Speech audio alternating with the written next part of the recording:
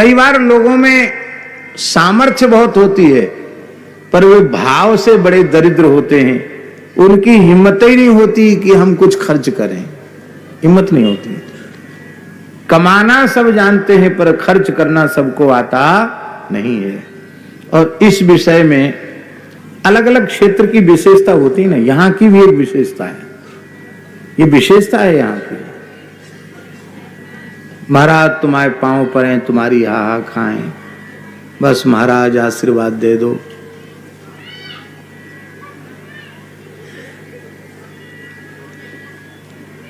विनम्रता और भावना तो एक नंबर की है, पर सेवा में बहुत पीछे है बुंदेलखंड।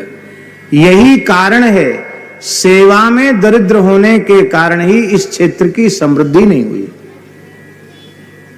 आपको कड़वी बात लग रही होगी, अच्छी बात कड़वी लगती है, पर राजस्थान में आप देखिए रेत उड़ रही है, साल में एक खेत फसल होती है बाजरे की, वो भी पानी बरस जाए तो।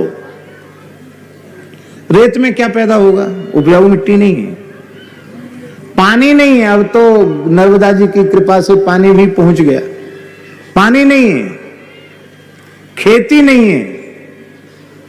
और वहां के लोग दान पुण्य में बहुत आगे हैं। उसका परिणाम यह है कि छोटे से छोटे गांव में भी 10-5 लोग विदेश में हैं। गांव में बड़ी बड़ी हवेलियां बनी हुई हैं, आप आंखों से जाकर देखिए, गांव में बड़ी बड़ी हवेलियां बनी हुई हैं। और भारत का नहीं, इसमें पूरी दुनिया का व्यापार मारवाड़ी के हाथ में है। दुनिया का कोई ऐसा देश नहीं जहां राजस्थान का व्यक्ति व्यापार के क्षेत्र में मजबूत स्थिति में न मिले। और उसका केवल एक ही कारण है कि वहां की संस्कारित भूमि के लोग अपनी आय का एक निश्चित अंश धर्मादय का निकालते हैं कि ये हमारा नहीं है, ये तो धर्म कर्म के लिए ही है। और बड़े से बड़ा खर्च बड़ी सरलता से कर देते हैं। नाम हम नहीं लेंगे।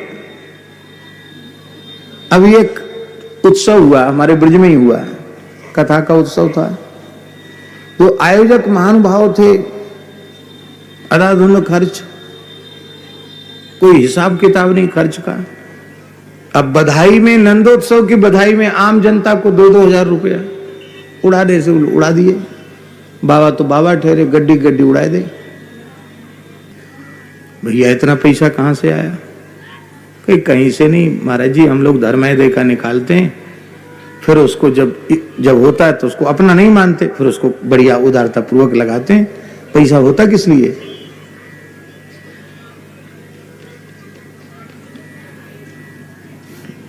हम इसलिए नहीं कह रहे हैं कि हमको कोई स्वामी जी ने कह दिया है कि आप लोग यहां सेवा नहीं कर रहे हैं, ऐसी उन्होंने कोई शिकायत नहीं की है।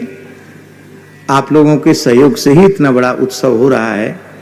पर हम ये बात जरूर आपसे निवेदन करेंगे कि यदि अपने घर से दरिद्रता को निकालना चाहते हो तो अपनी आय का कुछ अंश, कम से कम 10% यदि आप 1000 रुपए कमाते हैं तो उसका 10% कितना हुआ? 100 रुपए हुआ। तो आप यह समझो कि हम 900 रुपए ही कमाते हैं, हम 1000 रुपए नहीं कमाते। वो 100 रुपए अच्छे काम के लिए हैं, गौ सेवा के लिए, संत सेवा के लिए, अतिथि सत्कार के लिए, यज्ञ नारायण की सेवा के लिए। और आप विचार करें, यदि आप इस प्रकार से कम से कम 10% आप अच्छे कार्यों में, दान पुण्य के, सेवा और परोपकार के कार्यों में विराजे,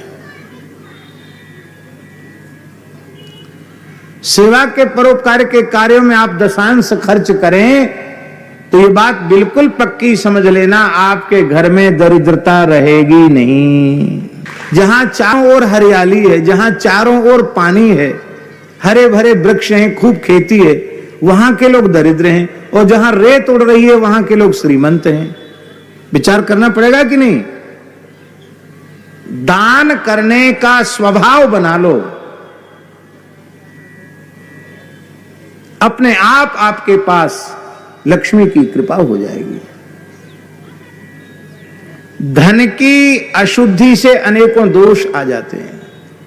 आप धन को अच्छे कार्यों में व्यय नहीं करेंगे तो ऐसी संतान पैदा हो जाएगी जुआ में, शराब में, कबाब में सब बर्बाद कर देगी, नष्ट कर देगी। आप क्या करोगे?